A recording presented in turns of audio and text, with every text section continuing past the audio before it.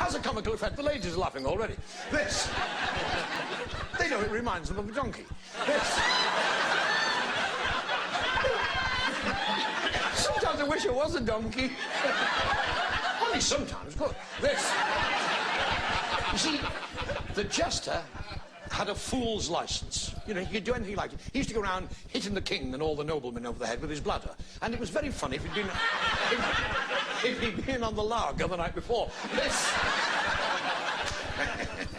Yes, all this is a slapstick. Two pieces of wood, see?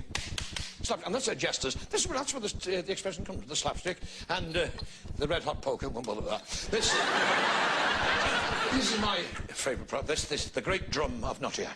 A little bit of classical music. Come and join us, silent night, softly, softly.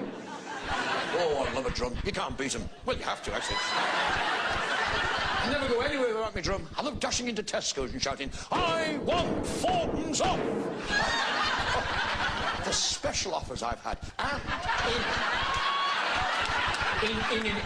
in an emergency. I mean, supposing you, ladies and gentlemen, you were in a strange hotel in London. I know, we found one. And you find yourself in a strange hotel, and it's in the middle of the night, it's pitch dark, and you don't know where you are, and you can't see the time. Well, stick your drum out of the bedroom window. Go on, love, you've got a beauty. Bung your drum out and go. Somebody always shouts, who the hell's playing a drum at 3:30 in the morning? We have a very glamorous young lady here on the front line. A gorgeous girl who we can definitely count on. Well, up to 2 anyway. This Miss Samantha Fox is here. Hello. Hi. Ask me anything you like. Okay, well, I will. Don't worry. My question's rather personal, really. I'd like to know where your tickle stick idea comes from, to be honest. Tickling stick? Well, Samantha, yes. A lot of people think, you know, the tickling stick is a sex symbol, but I think it's a fallacy. And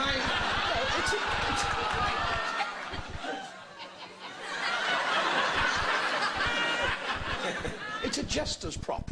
It is. It's a jester's prop. Now, we've got another man here who became the long-suffering husband of Hyacinth Bucket, and he's been dying to kick her ever since. Ladies and gentlemen, welcome Mr. Clive Swift.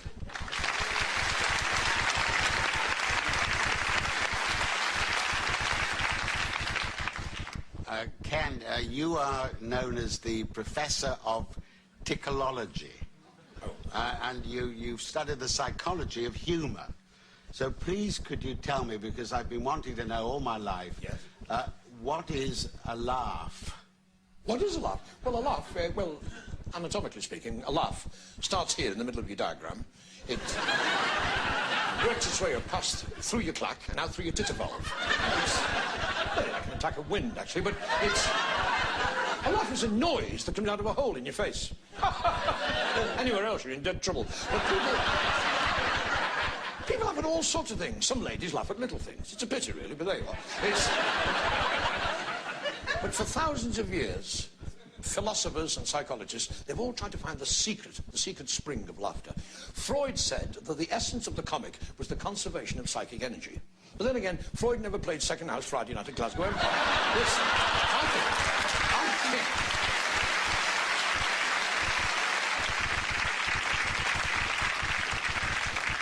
We've got a man over here, ladies and gentlemen. We've got a wonderful man over here who looks like Father Christmas with an attitude. It's Warren Mitchell.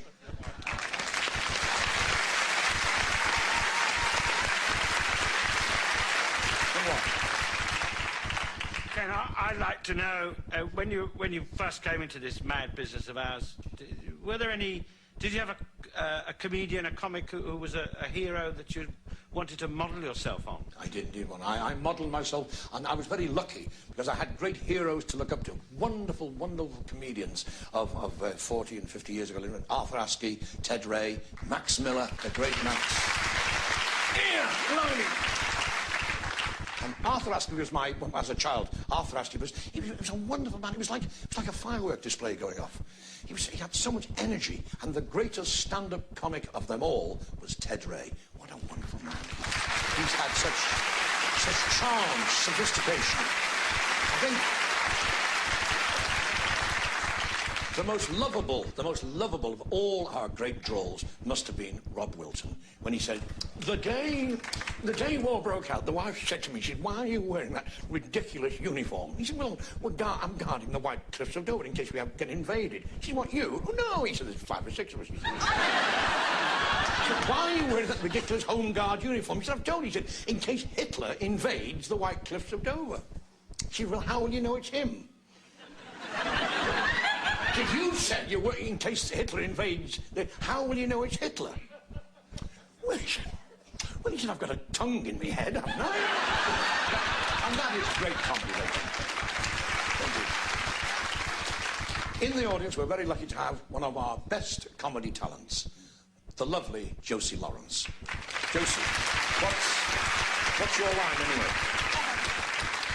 In these days of sexual equality, there's still more male comedians than female comedians. Now, would you agree that women can be as funny as men? As funny? I know some very funny women. I mean, women are definitely funny. Only a woman would think of going to bed at night wearing a mud pack, hair in curlers, and then say, where's all the passion gone?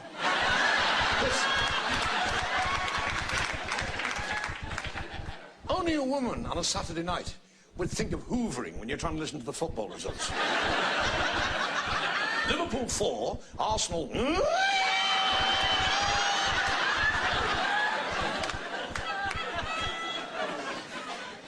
I see over here, ladies and gentlemen, my dear friend, my dear old friend.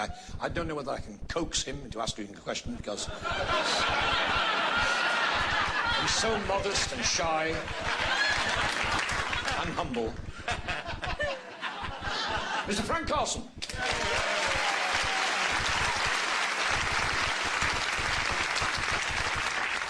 Well, I just thought, Doddy, have you ever thought of being politically minded? Are you politically correct? Well, we've both got brilliant minds, Frank. He's right. I have thought of going into politics. Oh, yes, I have. As a matter of fact, to be honest, the job I fancy is Chancellor of the Exchequer. I do. Well, at least I'd be reunited with my money.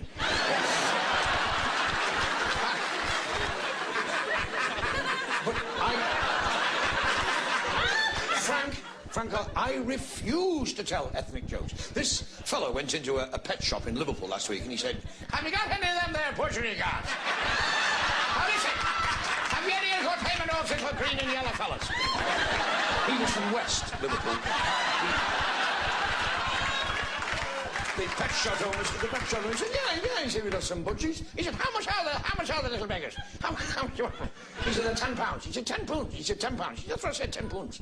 He said, how many you got? He said, I've got 100. Right, he said, I'll take the lot. So he put £1,000 on the counter. He said, put them in an old cardboard box with some holes in his head, and I'll take them back with me. Now, when he got home, he had this beautiful waistcoat made. Oh, Frank, you're beautifully turned out. But this it's lovely. It was on cotton moquette. It started here on the shoulders and went right down to his ankles. And it was, you've seen Joseph and his technical upper lip was nicer than that. And all the way down, they had these pockets. There was 2 pockets here, 2 pockets, 2 pockets, 2 pockets, 2 pockets. And he put a little budgie in every pocket, you see? But every pocket had a little budgie in. And a curious little birds, you know, they're lovely little things. They kept popping their little heads out and waggling their little beaks. You do it for me, Derek. Oh, my God. He got on the train at Liverpool and went down to London. Got off at Euston, walked all the way to the post office tower, climbed to the top and jumped off. The waistcoat, the budgie, him, from Liverpool to London, trudged all the way to the GPO tower, clambered his way to the very, very, very top, and hurled himself into space. Well, he just went on the deck. One of his pals rushed on me. He said, Paddy, what the hell are you trying to do? Oh, I'll tell you one thing, he said. That bungee jumping is a waste of bloody time.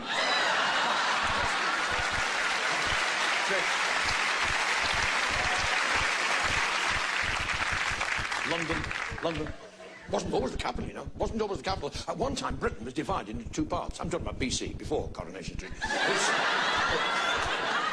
Up north, we had, that was ours, we were the Roundheads and the Squareheads. And down south, they had the Cavaliers. They're the ones with the velvet knickerbockers and the lace ruffs and the long wavy hair right down to their waist. Their patron saint was St. Francis of Assisi. Well,